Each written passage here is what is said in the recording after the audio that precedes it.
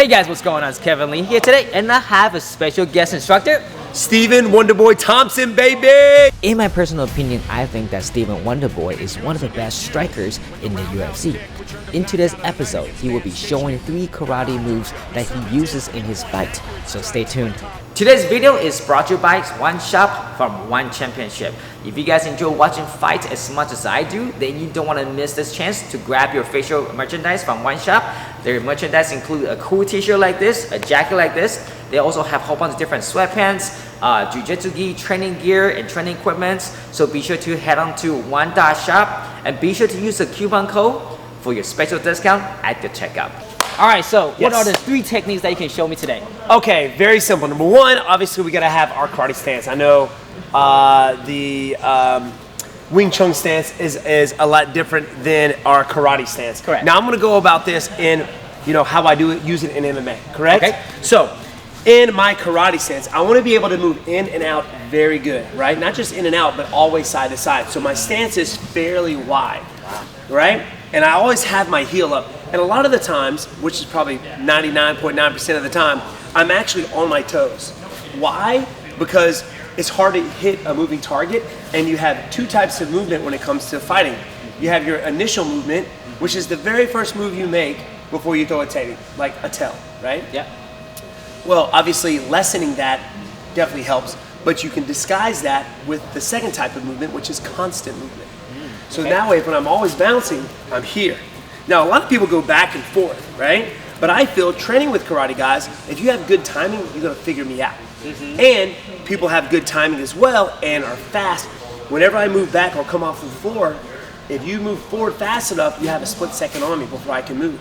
I have to wait till I land before I can get out of the way. So if I'm standing in one spot, I always keep my feet connected to the floor, right? Now for me, and I don't recommend this at home, I've been doing this for a long time, I fight with my hands down.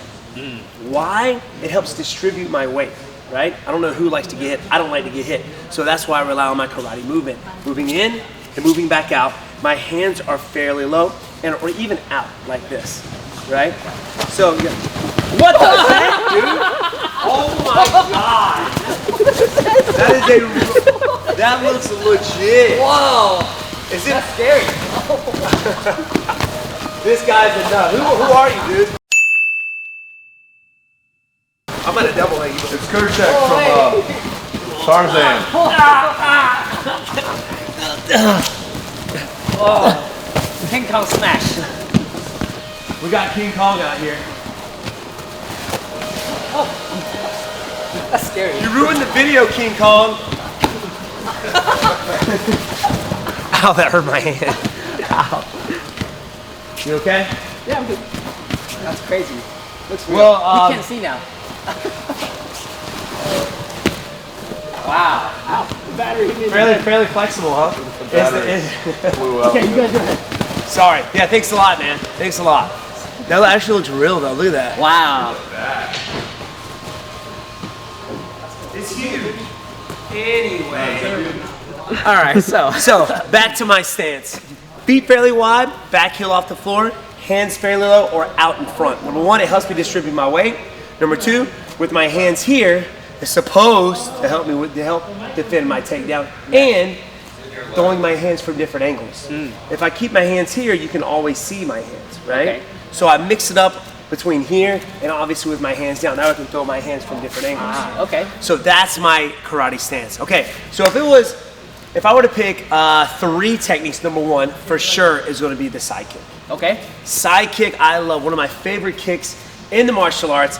Why? I'll tell you why. Number 1, it's like a jab. It's like the equivalent of a jab, but with my legs. Okay. Now, in order to work my side kick, there's a few things I got to do. Number 1 is turn my body, right? I turn both feet because I want to get this muscle into it. Normally, when you do a round kick, you just turn the back foot, so you're a little bit ablated here. On a side kick, it's almost like I'm turning my back to you. Interesting. Right? And I chamber my leg. I have my bottom of my heel actually facing you, because it doesn't matter if you get close. I can still stick you with a side kick. Now, this is how I do. There's many different types of ways to do a side kick. Some people like the high chamber. I like to bring the foot up. That way, even if you try to close the gap on me, I'm still sticking with the side kick. Enough to push you away, or to push me away. That's cool. So let's do this. Here we go. Let's face this way. Okay. So we're gonna be facing the target. Yeah. We're gonna do the slide up side, so covering the distance. Okay. We're gonna take the back foot, we're gonna slide it up to the front, we're gonna turn both feet. Now from here, we're gonna take that left leg, and almost like I'm gonna kick myself in the behind, just like so. And I wing my leg out just a little bit. Now I'm getting this muscle along with the quad and leg, so it makes it that much more powerful. Now from here, I extend out, dropping the toes slightly down. If your toes are down, you know you're doing it right, because you're really getting that glute. And the reason I like this kick, number one, I can annoy you with it, stick you away. It's kind of like helps with distance management. When I got a guy who's really aggressive, I'll stick him with that side kick, boom! I did it with Jake Ellenberger, I did it with Rory McDonald, and even Vicente Luque at Madison Square Garden about 3 fights ago. Yeah. And extremely well-rounded. And that's what's weird. Those front leg side kicks that you just don't expect can close the distance. Masvidal has the best boxing in the UFC. That front leg side kick, that's what I'm talking about. Like that side kick really helped me out. And another reason I did this against Johnny Hendricks as well, I like the side kick, is I can change it up. So I can go hook kick, or I can go round kick. So that way you don't now. So you can change directions. I can change directions. That's awesome. And sometimes I'll fake. So I'll fake the hook kick, side kick, right? Nice. Or I'll fake the hook kick, round kick, just to kind of play and frustrate my opponent. So now look at this guy. He knows what's up. This guy knows what's up. So number one, we have the side kick. Okay. Number two, obviously it's probably one of the most techniques thrown in any fight sport, the jab. Okay. Now the way I throw the jab is very important. A lot of guys will kind of almost plod their way in. I don't like to get hit, right? And I don't want to put myself in your striking range. Correct. I want to keep you at my striking range, which is a little bit farther than most people. I like to stay here because I know I can close the gap because of my stance here. So what I do is I like to work the shuffle jab, right? You know how to do a shuffle? Yeah. This like easy peasy, lemon squeezy. Now, the way I do it, I can shuffle and give me a good hard jab, but me being a counter striker, I want to hit you with the jab and bail out. Not enough to hurt you, but to get you to swing, to try and counter that jab. Most people will try and counter the jab. So watch how I do this. If we're in a closed stance, your left foot, my left foot, I'll shuffle jab, but now I don't allow my back foot to hit. I'm shuffle jabbing and I'm coming back, but I'll always come off angle. So that way, if you throw the two after I go, hey, boom, I'm back in. nice. Again, it's coming. Oh! You see what I mean? That's cool. So it's always in and out. Now I can come back with the two. I could come back in with a kick. Challenge. So it allows me to kind of open you up a little bit, kind of draw your techniques out. Simple, right? So we got the side kick and we have the jab. So we have the jab. I can do it from open stance and closed stance. Bang, right. And a lot of times guys will try and hit you with that check hook. So bang, yeah, and then I come back in. Do you guys prefer strongly forward or it doesn't matter?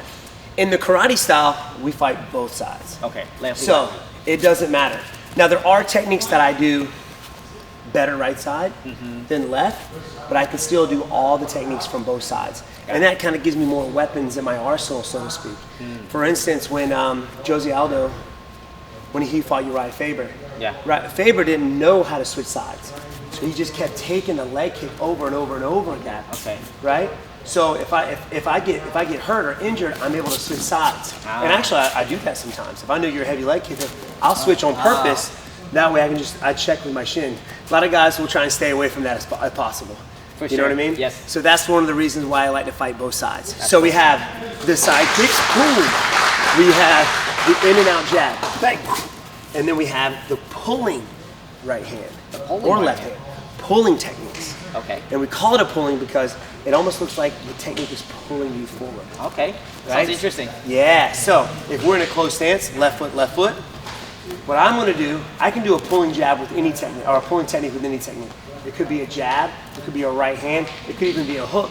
Roy Jones Jr. was excellent at a good pulling hook. He didn't know it was probably called a pulling, and people probably call it different things, but we call it a pulling technique. So we're going to go with the pulling right hand or left hand. Okay. Now, big distance here. Why I like the distance. Everybody has a force field, kind of like a security boundary around it. Correct. And anytime I step close or into that realm, they get defensive. Everybody brings their hands up, they're ready. But a lot of times I'll stay out of that. Now you feel more comfortable and people don't think that I can close this gap, right? So the pulling technique is perfect for this. Now when those hands drop or when you're not aware, that's when I got you. So what I do is, that's one of the reasons why I keep my heel up. Not too much, just kind of here, because it's able to launch me forward. So the power's in that back foot. Just like I'm throwing a 2, but I'm moving forward as I do it. Almost like the technique is pulling me off of my back foot. Like you're sprinting. Yes, Okay. it's perfect. Okay. Right? And if I do a jab cross, people call it a blitz. Yes. Okay? One technique, I'm gonna go. So we got the blitz, we got the right hand, we got the side kick and the jab. So the right hand, I'm always bouncing. I can disguise my initial move. I'm launching off of my back. The key is make sure the technique goes first. I see a lot of people do this, head first and then pulling 2. That's the telegraph. So we gotta be careful we don't do that. It's the 2 first. So my back foot is gonna catch me from falling on my face. So I pull, I catch, and then I can angle off. That's crazy. That's Yes. another reason why I'm able to, I work both sides. Yeah. Because I just switch sides just then. I have my left foot, now I pull. Now I have my right foot, right? If you come in, I've got my side kick, right? I've got my jabs. So you change your lead on this one, you back it up, then that's Yeah, cool. I can't, because if I miss, right? You exit out. I exit out. I'm always exiting out. When I fought Robert Whitaker, I hit him with a pulling left hand, or a left hook, pulling right hand, and I was already out of the way before he even fell, because I always move out of the way offline. Thompson's so special. His ability to move in and out, slide back, 1, 2, boom, right hand on the button. I don't care, even if the guy doesn't throw anything, Yeah. I'm ready for that something, To move out. you know, to move out, and then I try and counter you. That's awesome. If I punch and stay here, now yeah, it's okay. Then I gotta weather that storm, Nice. or may end up catching something. You see what I'm saying? Yes, sir. So if you're in a fighting stance, that right hand's gonna go first. Oh, bro. This dude, like he's never done this before. Dude, have you done this before? Well, in Wing Chun, we have a similar technique. We call it finger jab. The concept Really? is similar. Instead of using the body, it just hand goes first. Oh. Yeah, but we aim for the eyes. But for training, we do punch. Yeah, so I'm like, wow, that sounds exactly the same. It's funny how, well, it's not really funny. I mean, it makes sense how Yeah. a lot of these martial arts have very similar things, right? And we were talking about earlier about your jab. Yeah. How I like to use the jab, how kind of similar for MMA as well. Correct. But there you have it. I got the side kick, Yeah. the in and out jab, and the pulling right hand or left hand. That's pulling awesome. 2. I like this. Wuss! Just hit this with everybody. And next week I'll be showing Wonderboy 3 Wing Chun moves, and we'll be using those moves for some fun sparring. So be sure to subscribe.